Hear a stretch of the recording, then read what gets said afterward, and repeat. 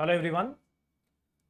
ये वीडियो में हम लोग डिस्कस करने वाले हैं जो सीएमए इंटर का दिसंबर 2020 का एग्जाम, जो मर्ज एग्जाम है जून 20 दिसंबर 20 मिला के, जो सीएमए इंटर का मर्ज एग्जाम जो दिसंबर 20 में होने वाला है, जो ऑनलाइन मोड में हो रहा है।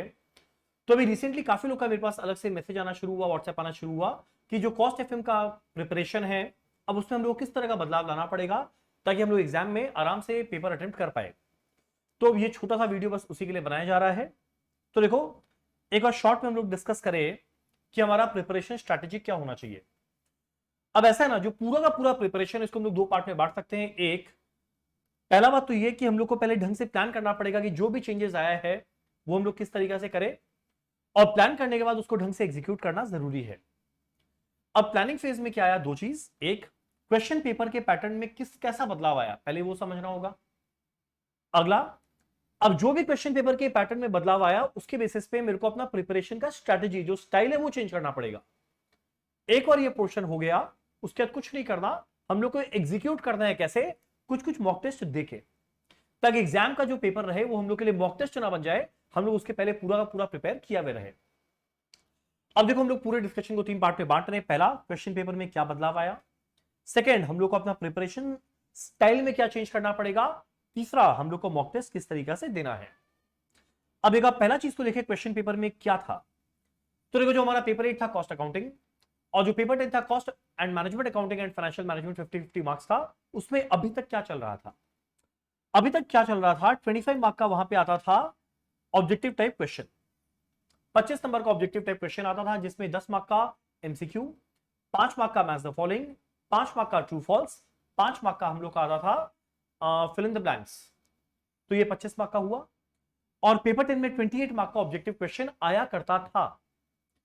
तो 25 मार्क और 28 मार्क जो था, अभी नए पैटर्न के अंदर में भी एग्जैक्ट वही है। एटलीस्ट जो मॉक टेस्ट सीएमए इंस्टीट्यूट ने इशू किया है उसके पेपर के हिसाब से एग्जैक्ट वो सेम रहेगा। 25 मार्क का जो चल रहा था वही रहेगा, और 28 मार्क का जो पहले चल रहा था वही रहेगा, यानी दोनों एग्जैक्ट रहेगा, सेम। नेक्स्ट, नेक्स्ट हम लोग का सब्जेक्टिव क्वेश्चन जो रहता था वो आता था 75 मार्क का और 72 मार्क का। 75 मार्क का जो पूरा प्रैक्टिकल आता था, 72 मार्क का जो पूरा प्रैक्टिकल आता था, जो अभी तक चल रहा था पेपर 8 और पेपर 10 में। और इसके अलावा 15 मार्क का थ्योरी लिखने बोलता था, 24 मार्क का थ्योरी लिखने बोलता था, जो ऑप्शन में रहता था। यानी अगर बाई चांस कोई चाहे तो बिना थ्योरी अटेम्प्ट किए भी 100 मार्क का पेपर अटेम्प्ट कर सकता था। कैसे? ऑब्जेक्टिव क्वेश्चन अटेम्प्ट करो, अगला सब्जेक्टिव क्वेश्चन यानी जो प्रैक्टिकल क्वेश्चन है वो अटेम्प्ट करो, हमारा पूरा पेपर अटेम्प्ट हो जाता था।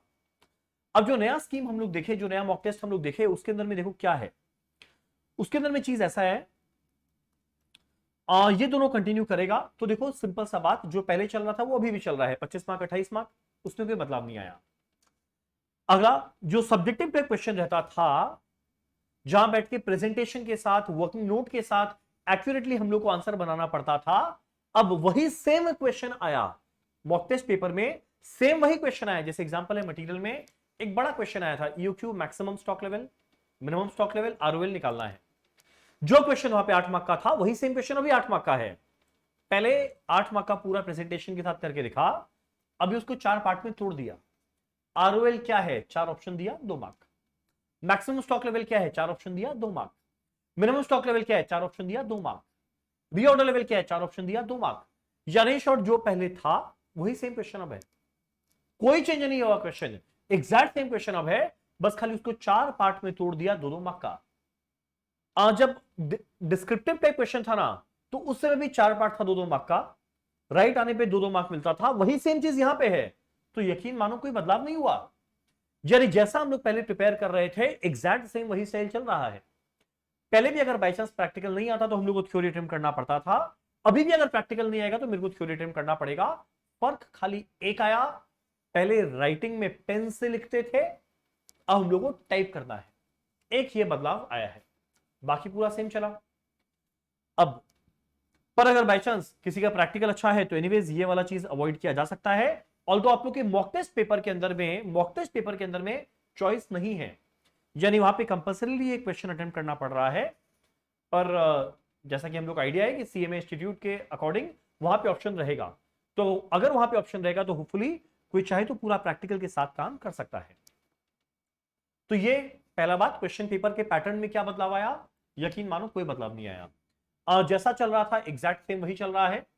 इनफैक्ट अगर सही मायने में देखा जाए तो मान लो पहले वहां 15 मार्क का प्रैक्टिकल क्वेश्चन आया जो हम लोग को अटेम्प्ट करना होता था।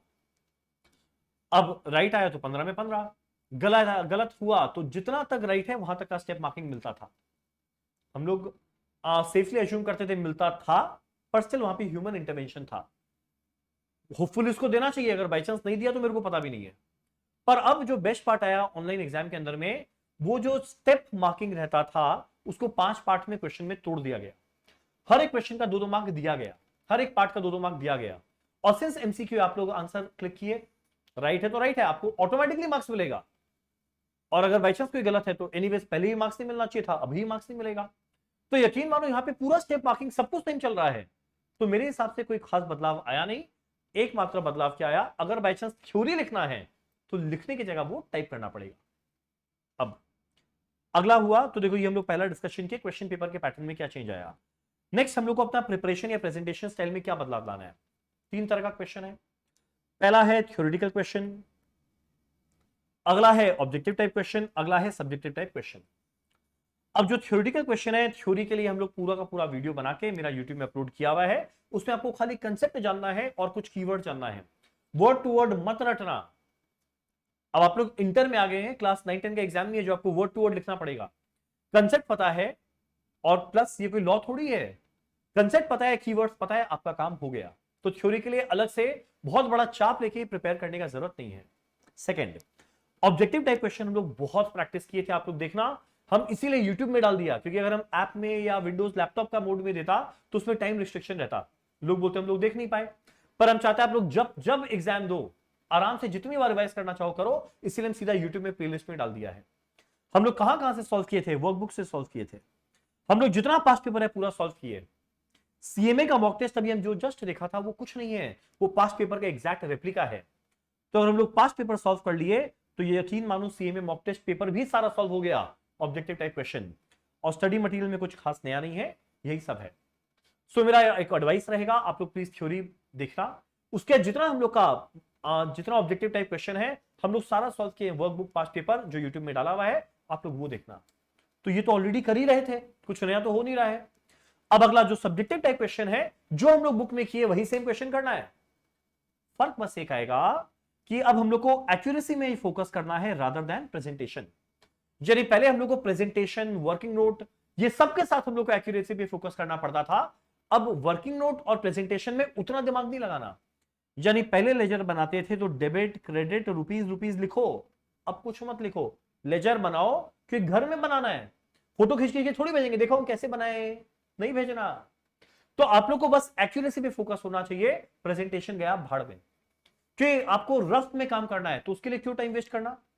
तो यकीन मानो जैसे अभी तक प्रिपेयर कर रहे थे हम तो सेम चीज वही बोला है। यूट्यूब में थ्योरी का वीडियो देखना है, अभी भी देखना है। ऑब्जेक्टिव टाइप क्वेश्चन पहले सॉल्व करना है, अभी भी करना है। सब्जेक्टिव भी पहले करना था, अभी भी करना है, बस प्रेजेंटेशन नहीं करना है। तब तो काम थोड़ा आसान हुआ है, अदरवाइज बाकी सब सेम है। नेक्स्ट बात, यानी अगर इन शॉर्ट अगर हम नटशेल में बोले तो देखो, पहले थ्योरी क्वेश्चन आता था, अभी भी आ रहा है, कोई चेंज नहीं हुआ अभी तक। पहले ऑब्जेक्टिव क्वेश्चन 25 या 28 मार्क का आता था, अभी भी आ रहा है, कोई चेंज नहीं हुआ।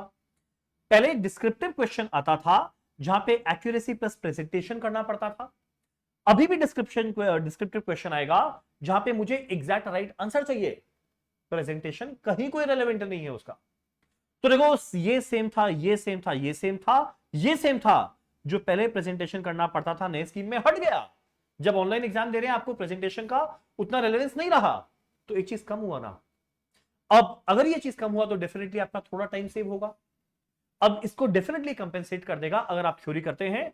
पहले आप राइटिंग में करते थे, जो बचपन से लिखने का हैबिट था, फटाफट हाथ चलता था, पर अब आपको टाइप करना पड़ेगा। डेफिनेटली इसमें थोड़ा टाइम ज्यादा लगेगा, पर I don't think so paper 8 paper 10 में ये उतना मैटर करेगा। रीजन बीइंग, जहां तक शायद थ्योरी अटेम्प्ट करने का जरूरत ही ना पड़े, प्रैक्टिकल में आपका काम निपट जाए। तो ये था overall scheme of things. Mock test definitely देना है। पहला, जो CMA institute mock test conduct कर रहा है, 6 सीरीज है, वो अगर आप देंगे तो आपका पिछला 6 टर्म कवर हो गया, क्योंकि वो कुछ नया नहीं है, जो 6 टर्म ऑलरेडी गया था न्यू सिलेबस का 2016 सिलेबस का, वही सेम क्वेश्चन पेपर है। इसके अलावा हम लोग भी एडिशनल मॉक टेस्ट कंडक्ट करेंगे रिवाइज्ड एग्जाम पैटर्न में, एग्जैक्ट ऑनलाइन मोड में।